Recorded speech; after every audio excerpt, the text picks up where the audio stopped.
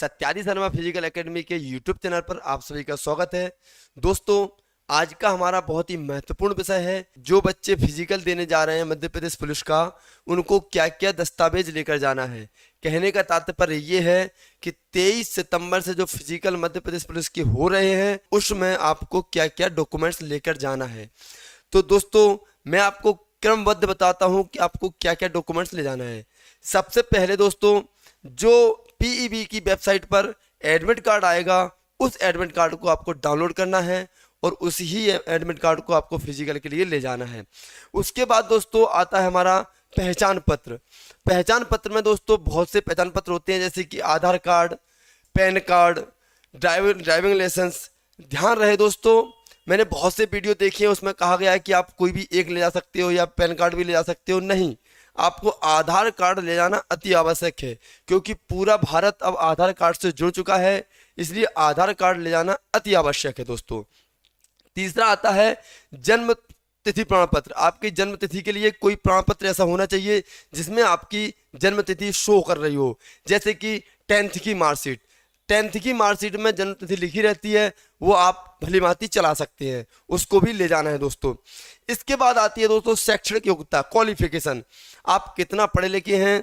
जैसे कि अगर आपने फॉर्म भरते समय 12th की मार्कशीट लगाई है, तो 12th की मार्कशीट तक आप, जैसे 10th मार्कशीट, 12th मार्कशीट। अगर आप ग्रेजुएशन कर चुके हैं तो ग्रेजुएशन की भी मार्कशीट आप ले जा सकते हैं दोस्तों। इसके बाद आता है जाति प्रमाण पत्र। बहुत से बच्चों में ये कन्फ्यूजन होती है कि सर जाति प्रमाण पत्र जो है वो सेंट्रल का रहेगा कि स्टेट का रहेगा। तो दोस्तों, मैं आपका सारा कन्फ्यूजन मिटा देता हूँ। अगर आप किसी स्टेट की भर्ती देख रहे हैं तो आपका स्टेट का ही जाति प्रमाण पत्र लगेगा, और अगर आप सेंट्रल की देख रहे हैं तो सेंट्रल का ही लगेगा दोस्तों।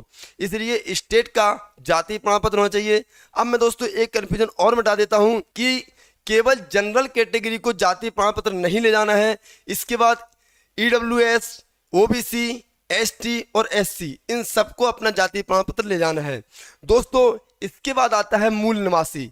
आपका मूल निवास कहाँ का है, तो ये प्रमाण पत्र का भी ध्यान रहे दोस्तों, आपको मूल निवासी भी ले जाना है दोस्तों। सबसे बड़ी समस्या और सबसे बड़ा डॉक्यूमेंट्स जो कि पुलिस विभाग में सबसे ज़्यादा देखा जाता है, जिसका नाम है जीवित रोजगार। अब आप सोच रहे होंगे सर ने जीवित क्यों बोला। जी हाँ, जीवित रोजगार इसलिए बोला है मैंने, क्योंकि जो रोजगार की जो वैलिडिटी होती है वो 3 साल की होती है। लेकिन अभी क्या हुआ पुलिस की भर्ती में कि 1 साल पहले तो टेस्ट ही हुआ था, उसके 6-7 महीने पहले आपका फॉर्म भरा गया था। हो सके कि 1.5 साल पहले का आपका रोजगार हो, तो ये 100% आपका रोजगार एक्सपायर हो चुका है।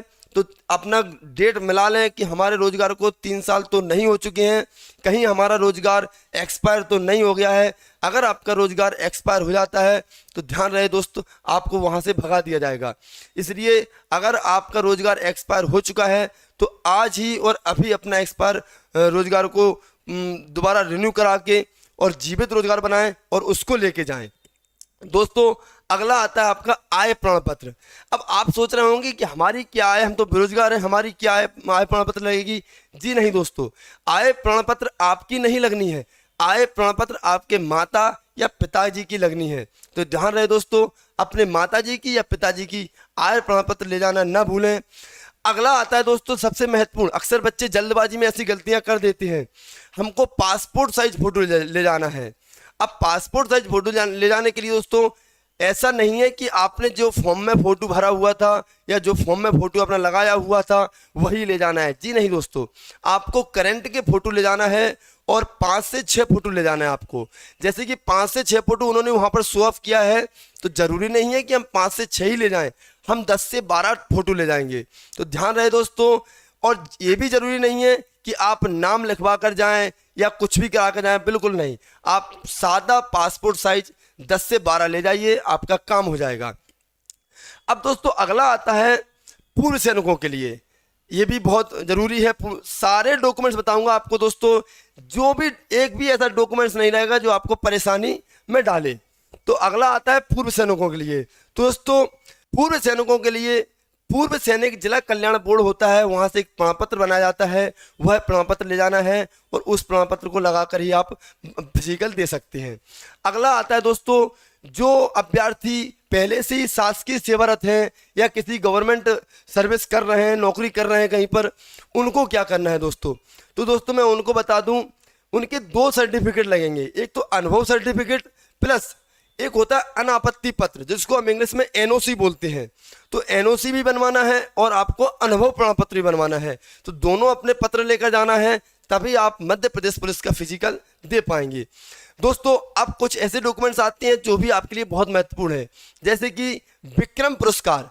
दोस्तों विक्रम पुरस्कार भी अगर आपके पास है, आपने खेल विभाग में कुछ महारत हासिल की है, तो अगर आपको विक्रम पुरस्कार दिया गया है तो आप अपना विक्रम पुरस्कार ले जा सकते हैं। अब ऐसा नहीं है आप सोच रहे होंगे कि मेरे पास तो विक्रम पुरस्कार नहीं है, तो आपके पास नहीं है तो आप मत ले जाना। ऐसा नहीं है कि आपके पास नहीं है तो आपको भगा दिया जाएगा। जिनके पास है वो ले जाएं, है ना। अगला आता है दोस्तों अंतरजातीय विवाह प्रमाण पत्र। ये भी ध्यान रहे दोस्तों, अगर आप शादीशुदा हैं तो आप अपना अंतरजातीय विवाह प्रमाण पत्र जरूर ले जाएं। अब इसमें एक समस्या आ रही है दोस्तों, क्या कि फॉर्म डाले हुए और आप फिजिकल के लिए लगभग 2 साल हो चुके हैं। 2 साल में कई अभ्यर्थियों के विवाह हो चुके हैं। अब विवाह हो चुके हैं तो वो लोग क्या करें, उनकी मैं समस्या को दूर करता हूं। दोस्त आपको मैरिज सर्टिफिकेट बनवाना अति आवश्यक है। क्यों? क्योंकि मध्य प्रदेश सरकार ने अभी लाडली लक्ष्मी बहना योजना की जो पॉलिसी चलाई है, उसमें जल्दी से जल्दी बहन बेटियों ने अपने आधार कार्ड को ससुराल पक्ष की तरफ से बनवा लिया गया है। तो आपको वहां पर प्रॉब्लम आ सकती है, पुत्र को भी आ सकती है, पुत्र मतलब अभ्यर्थी में दोनों कैंडिडेट्स को आ सकती है। तो ध्यान रहे दोस्तों, वहां पर आपका मैरिज सर्टिफिकेट काम करेगा। आधार कार्ड भले ही आपका ससुराल पक्ष का बन जाए, लेकिन अगर आपके पास मैरिज सर्टिफिकेट है तो वो आपका मान्य कर लिया जाएगा। दोस्तों इसके बाद आता है, अगर आप विवाहित अभ्यर्थी हैं तो आपको अपने बच्चों के जन्म प्रमाण पत्र जरूर लगाने होंगे। तो आपको फिजिकल दे जाते समय, अगर फिजिकल देने जा रहे हैं और आप विवाहित हैं तो आपको अपने बच्चों के जन्म प्रमाण पत्र ले जाना है। और अगर आपके पास आपके संतान नहीं है अभी, तो आप ना लेके जाएं, केवल मैरिज सर्टिफिकेट लेके जाएं, उससे ही काम हो जाएगा। दोस्तों अगला आता है विधवा महिलाओं के लिए क्या करना होगा। दोस्तों जो हमारी बहनें विधवा हो चुकी हैं, उनको अपने पति का मृतक सर्टिफिकेट जो होता है, मृत प्रमाण पत्र जो होता है, वो लेकर जाना है। उससे आप भली भांति फिजिकल दे सकते हैं। दोस्तों अगला आता है तलाकशुदा अभ्यर्थियों के लिए क्या करना होगा। दोस्तों तलाकशुदा अभ्यर्थियों को अपना जो न्यायालय से एक पत्र मिलता है, उस पत्र को लेकर जाना है, तभी आप फिजिकल दे पाएंगे। दोस्तों अगला आता है दोस्तों किराए भत्ता।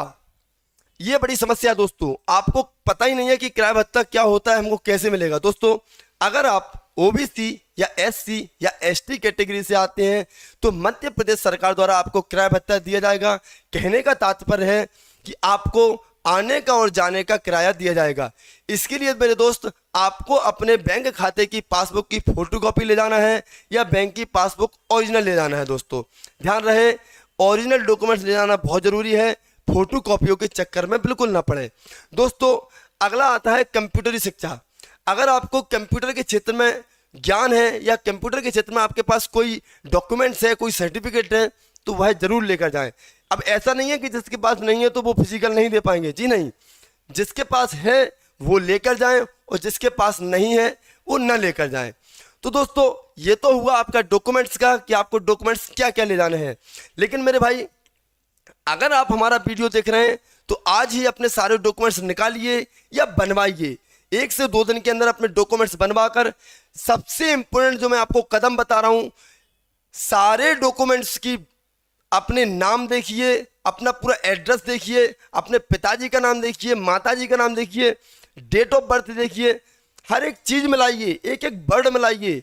ऐसा भी नहीं होना चाहिए कि आपने आधार कार्ड में इंग्लिश में लिखवाया या फिर किसी डॉक्यूमेंट्स में मूल निवासी में हिंदी में लिखा हुआ है और पता चला आय प्रमाण पत्र में आप इंग्लिश में लिखवाए हुए हैं। नहीं, एक ही भाषा में आप अपना नाम लिखवाइए और बिल्कुल सटीक अक्षर मिलाइए कि हमारा नाम, हमारे पिताजी का नाम, हमारी माताजी का नाम, हमारी डेट ऑफ बर्थ, हमारा जो पता वो एक ही है या नहीं है। और नहीं है तो आप 2 से 3 दिन के अंदर दोस्त बनवा लीजिएगा। मैं गारंटी के साथ कहता हूं, अगर आपने हमारा यह वीडियो देखा है तो यह वीडियो आपके फिजिकल के लिए बहुत ही ज़्यादा कारगर सिद्ध होगा। और अगर आप जो मैंने बताए डॉक्यूमेंट्स लगाते हो तो 100% आप सब कुशलता से फिजिकल देंगे और मैं आशा करता हूं कि आप सभी लोग फिजिकल अच्छी तरह से पास करें और मध्य प्रदेश पुलिस की वर्दी धारण करें। इसी के साथ दोस्तों, अगर आपको हमारा वीडियो अच्छा लगा हो, वीडियो से कुछ सीखने को मिला हो, तो हमारे चैनल को सब्सक्राइब करें और वीडियो को लाइक करें और कमेंट करके बताएं कि आपके डॉक्यूमेंट्स में कोई किसी प्रकार की त्रुटि है। अगर त्रुटि है तो कहां पर है, मैं आपको उसी त्रुटि पर वीडियो बनाकर बताऊंगा कि इस त्रुटि का निवारण कैसे किया जा सकता है। जय हिंद, जय भारत।